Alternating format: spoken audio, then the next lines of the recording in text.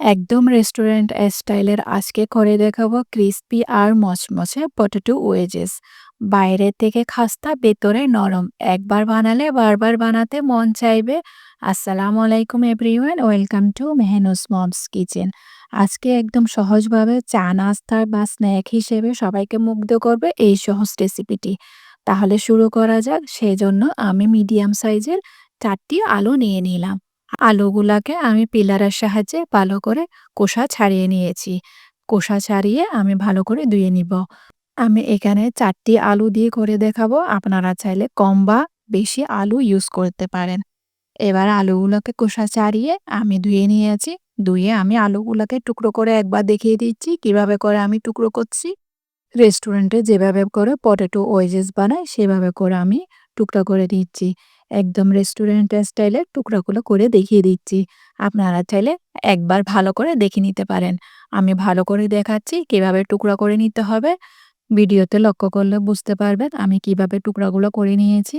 একদম রেস্টুরেন্ট স্টাইলের আমি আলুগুলাকে কেটে নিয়েছি। দেখুন, আমি এভাবে করে সব আলু কেটে নিলাম। কেটে নেওয়ার পর একটি বলে নিয়ে নিয়েছি। বলে নিয়ে নেওয়ার পর ভালো করে আমি ২-৩ বার পানি দিয়ে ভালো করে ধুয়ে নিয়েছি। যেহেতু আলুর একটা মাড় থাকে বা আলুর স্টার্চ থাকে সেহেতু ভালো করে ধুয়ে নিবেন। ২-৩ বার ভালো করে পানি দিয়ে ধুয়ে আমি একপাশে পানি ঝরিয়ে নিব। এবার একটি চুলায় পাতিল বসিয়ে এর মধ্যে পরিমাণ মতো পানি দিয়ে দিয়েছি।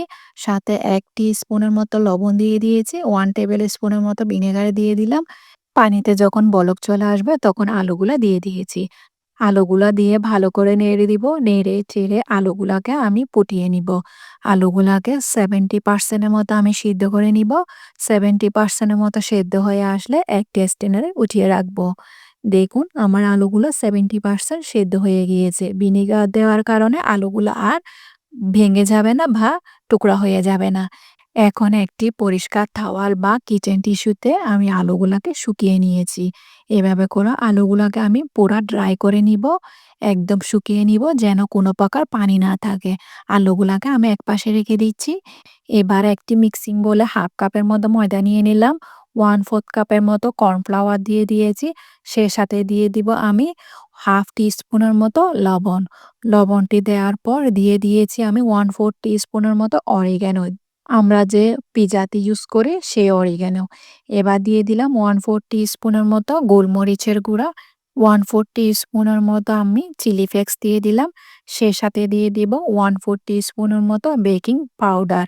বেকিং সোডা নয় কিন্তু বেকিং পাউডার। এরপর দিয়ে দিয়েছি 1/2 টিস্পুনের মতো মরিচের গুঁড়া। এরপর শুকনো উপকরণগুলোকে আমি ভালো করে মিশিয়ে নিয়েছি। মিশিয়ে নেওয়ার পর এখানে আমি অল্প পরিমাণ পানি দিয়ে একটি ব্যাটার তৈরি করে নিব। ব্যাটারটি হতে হবে একদম ঘন। বেশি পরিমাণে পানি ঢেলে দেওয়া যাবে না। একটু, একটু করে পানি দিয়ে আমি একটি ব্যাটার তৈরি করে নিয়েছি।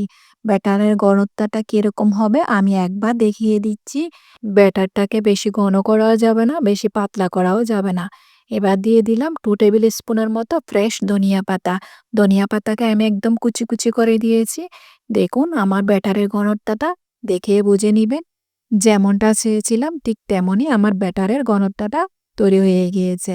একদম পারফেক্ট ব্যাটার তৈরি হয়ে গিয়েছে।